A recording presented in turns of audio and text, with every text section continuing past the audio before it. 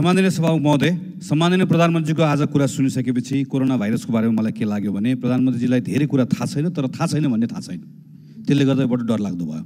हङकङमा नेपालमा क्षमता नभएर पठाएको होइन प्रधानमन्त्रीज्यू, त्यो बेलामा रिएजेन्ट कहीँ पनि थिएन, त्यसैले पठाएको। यो सरकारले पिसिआर मेसिन 5वटा किन्यो, 5वटै चल्दैन। क्वारेन्टाइनको मापदण्ड आफूले बनाएको मापदण्ड एकपल्ट पढ्नु भएको छ। हाम्रो रोग प्रतिरोधात्मक क्षमता बढी छ भनेर कसले भन्यो? नेपालमा मृत्यु हुनेको सङ्ख्या कम छ भन्ने उमेर समूहको आधारमा मृत्यु भएको विश्वव्यापी सङ्ख्यासँग दाँजेर हेर्नु भएको छ। भ्रष्टाचार स्वास्थ्य सामग्रीको सूची राखेर संसदमा छलफल गर्नका निम्ति म प्रधानमन्त्रीलाई खुला आह्वान गर्छु। तयार हुनुहुन्छ सम्माननीय प्रधानमन्त्रीज्यू? जुन अवस्थामा भारतबाट नेपाली नागरिकहरू ल्याइएका छन् ती व्यक्ति हुन् कि ती नेपाली नागरिक हुन्?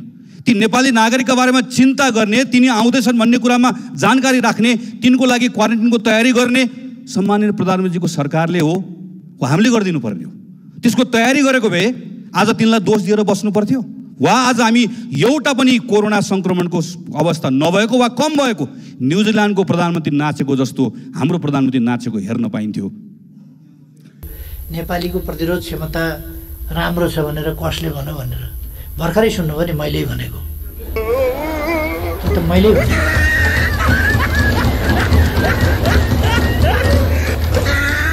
नेपालीको प्रतिरोध क्षमता राम्रो छ भन्ने कुराको चुनौती कुनै डाक्टर, कुनै वैज्ञानिक, कुनै शोधकर्ताबाट कहीँबाट आयो भने मैले स्वीकारुँला।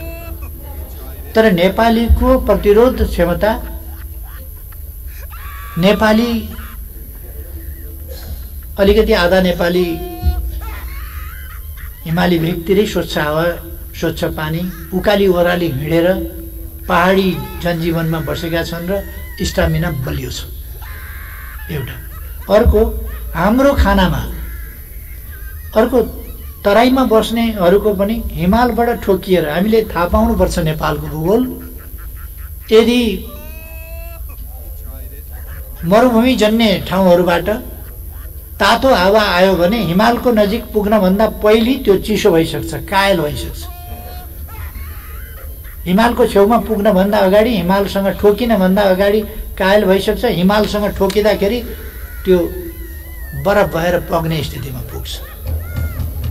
त्यो फर्किएको हावामा सास फेरेका नेपालीहरू।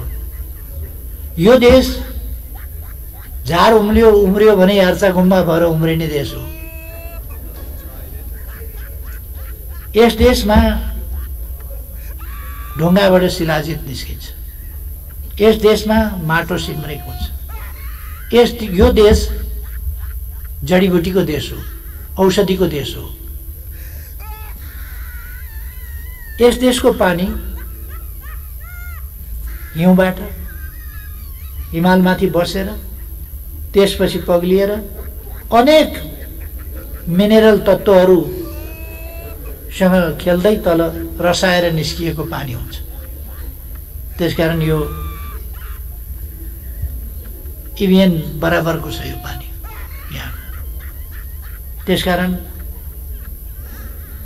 यो उकाली ओह्राली गर्ने, परिश्रम गर्ने, फिजिकल वर्क गर्ने र यस्तो देशका मान्छेहरूको स्वाभाविक रूपमा यो वैज्ञानिक कुरा हो। जहाँ योगाको ट्रेडिसन छ, जहाँ व्यायामको ट्रेडिसन छ, यस देशमा जहाँ योगा पैदा हो, यस देशमा इम्युन सिस्टम तगडा छ भन्ने कुरा स्वतः सिद्ध छ। अर्को, हाम्रो भान्सामा म विनम्रताका साथ भन्छु, अरू कसैप्रति कुनै धक्का नपर्ने गरी नेपालीहरूको भान्सामा पाउरोटीमा बटर दलेर खाने तहको होइन। यहाँ दाल, चामल, मकै, बटमास, यी अनेक चिज हुन्छन् र त्यसमा बेसार अनिवार्य हुन्छ, नुन अनिवार्य हुन्छ, खुर्सानी अनिवार्य हुन्छ, या जीरा, धनिया, प्याज, लसुन, अदुवा, यी सबै औषधि हो। हरेक दिन औषधि खाएर प्रतिरोध क्षमता बढाएको नेपाली यसको प्रतिरोध क्षमता माथि हुन्छ भन्ने कुरा स्वतः सिद्ध छ।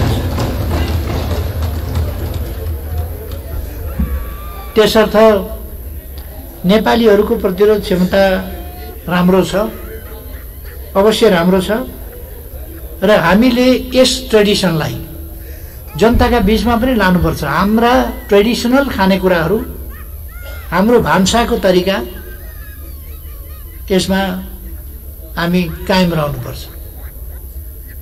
नयाँ शैली भनेर पिज्जातिर कुद्ने भन्दा ढिँडो र अचारसँग नै ठिक छ, सागसँगै ठिक छ, यतापट्टि नै हामीले सोच्नुपर्छ। म भन्न चाहन्छु, हामीले दिएको नारा निरोगी नेपालको उपचार दोस्रो पक्ष हो। पहिलो पक्ष स्वस्थ रहनका लागि उपचार कि निरोगीपन भन्दा स्वस्थ रहनका लागि आरोग्यता, निरोगीपन, त्यसका लागि सन्तुलित र औषधिमय खाना जो हामीले खाने गरेका छौँ। औषधिमय खाना यो निरोगीपनको एउटा आधार हो। दोस्रो उपयुक्त शारीरिक श्रम वा व्यायाम, त्यो आधार हो।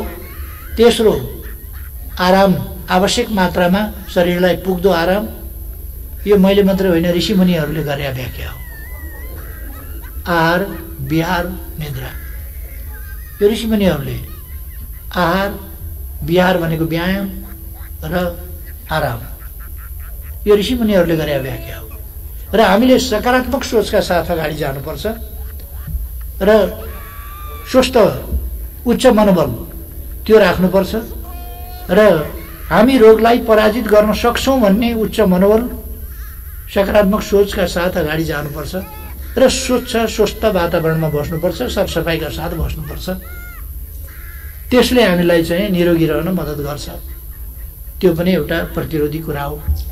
त्यसै कारण अहिले किन विज्ञानले भनेको छ बासी कुरा नखाऊ, फ्रिजको भन्दा बढी ताजा खाऊ। हामी ताजा खानेकुरा पकाएर खान्छौँ। त्यसकारण यसर्थ म नम्र निवेदन गर्न चाहन्छु, नेपालको सबै नराम्रो, नेपालको खानेकुरा पनि नराम्रो, नेपालको बाजा पनि नराम्रो, नेपालको गीत पनि नराम्रो होइन। सबैतिरको भन्दा खाना पनि राम्रो, बाजा पनि राम्रो, गीत पनि राम्रो, दोहोरी पनि राम्रो, रोटीघर पनि राम्रो, नेपालकै राम्रो। हात मिलाउनेबाट नमस्ते गर्ने राम्रो भन्ने कुरा थाहा भइसक्यो अहिले।